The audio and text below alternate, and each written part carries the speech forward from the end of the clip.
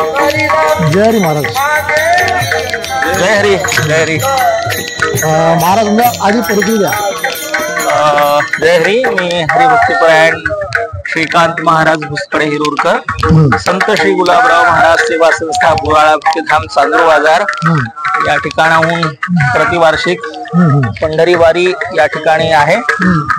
माझ्या बरोबर आमच्या संस्थेचे संचालक हरिभक्तीपरायण संजय महाराज आढाऊ आहेत आणि पायीच्या रस्त्यात पायी वारीच्या रस्त्यात आमचं हे 30वं वर्ष आहे. 30 वर्षापासून सतत श्री गुलाबराव महाराजांच्या संगतीत श्री पादुका, श्री महाराजांचा विग्रह, चांदीची पालखी आणि भव्य अशा ऐश्वर्यात श्री गुलाबराव महाराजांचा हा दिंडी सोहळा विगत 30 वर्षापासून या ठिकाणी सुरू आहे. श्री गुलाबराव महाराज हे विदर्भातील फार मोठे संत होऊन गेलेत.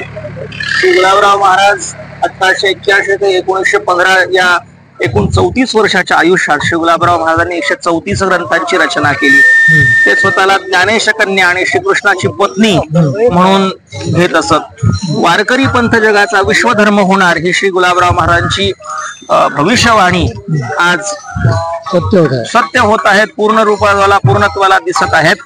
श्री गुलाबराव महाराज यांच्या संपूर्ण जीवन काळामध्ये पंढरी पंढरीश आणि पंढरीची वारी हे त्रिसूत्र श्री महाराजांनी जपलं.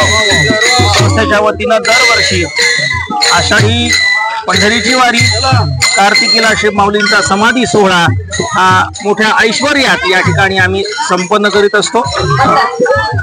श्री गुलाबराव महाराजांच्या या अशा रजत पालखीतून आणि जवळपास 225 भक्तांच्या सोबत हा सगळा वारी सोहळा सुरू आहे.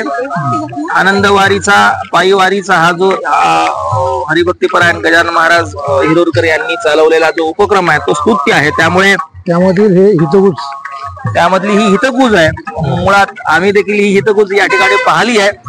घरी बसून वारीचं चिंतन करणारा जो वारकरी वर्ग आहे, अनेक वारकरी आहेत की आज त्यांच्या आरोग्याच्या किंवा अनेक समस्यांच्या किंवा दायित्वामुळे वारी त्यांची घडत नाही. पण आपल्या अशा या उपक्रमाने त्यांना देखील वारीचा आनंद मिळतो. हा या तंत्रज्ञानाचा खरा फायदा म्हटला पाहिजे. निश्चित. तर महाराज आता वारी ही का करावी, वारी केल्याने काय होते याबद्दल काहीतरी तुम्ही सांगा. आणि जेणेकरून जे अभाविक आहेत आणि स्वाभाविक ज्यांची वारी करण्याची इच्छाच नाही असे जे आहेत त्यांच्यावर काहीतरी तुमच्या विचाराचा पगडा बसला पाहिजे, याकरता थोडक्यात सांगा. वारकरी जीवन ज्याचं सिद्ध आहे, वारकरी जीवनाची ज्याची पूर्णता आहे, त्याला वारीचं महात्म्य किंवा वारीला चल असं म्हणावं लागत नाही. त्याची वळकटी बांधून तो ज्येष्ठातच तयारच असतो. त्याला सांगायची गरज नाहीये.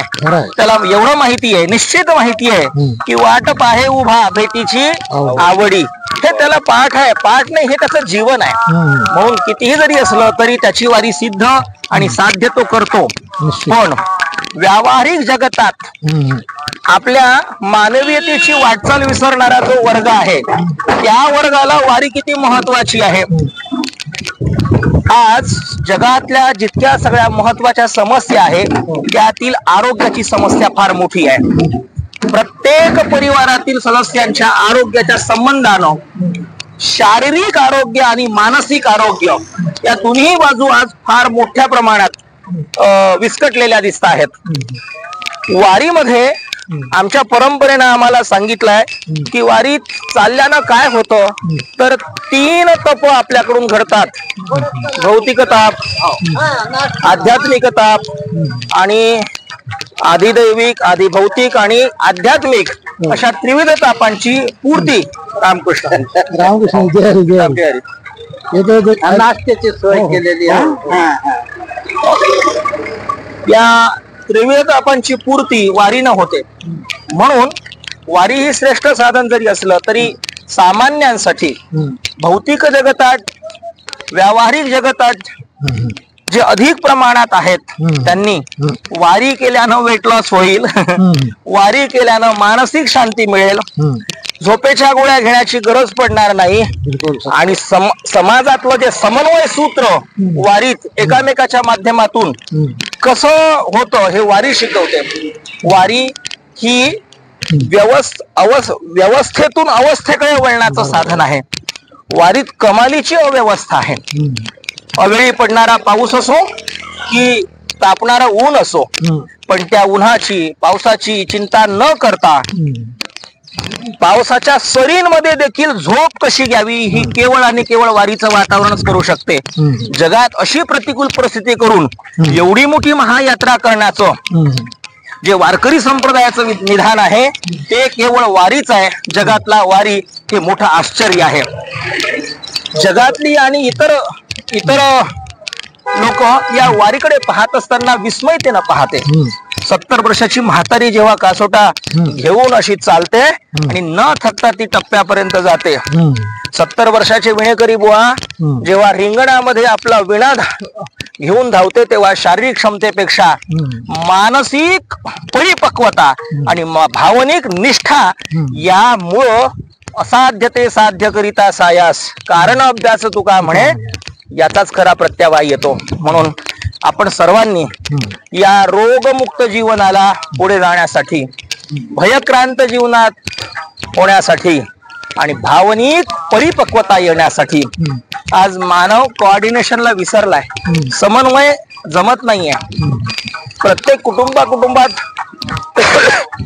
भावनिक वादविवाद होत आहेत. या सगळ्यांना सामावून घेण्याची आणि याचा देखील एक अभ्यासक्रम जर कोणता असेल तर ती पंढरीची वारी आहे. आपण सर्वांनी पंढरीच्या वारीत येऊन हा आनंद घ्यावा, आनंद द्यावा आणि आनंदासोबतच भगवंताची कृपा देखील प्राप्त करून घ्यावी. श्री गुलाबराव महाराज देखील या वारी सोहळ्यात अतिशय वैभवाने चालतात आणि त्याच वारीचा पाक आम्ही या ठिकाणी माझ्या वडिलांची मिराशिका देवा तुझी चरण सेवा साधावया या भावनेनं हे वारीचं सूत्र आहे. आपल्या या उपक्रमाला अनंतशा शुभेच्छा. जय हरी. तर महाराज धन्यवाद. मंडळी, हरिभक्तपरायण आमचे श्रीकांत महाराज भुसकडे यांनी वारीबद्दल आणि वारीचं किती अतिशय महत्त्व आहे हे आपल्याला सांगितलं आहे.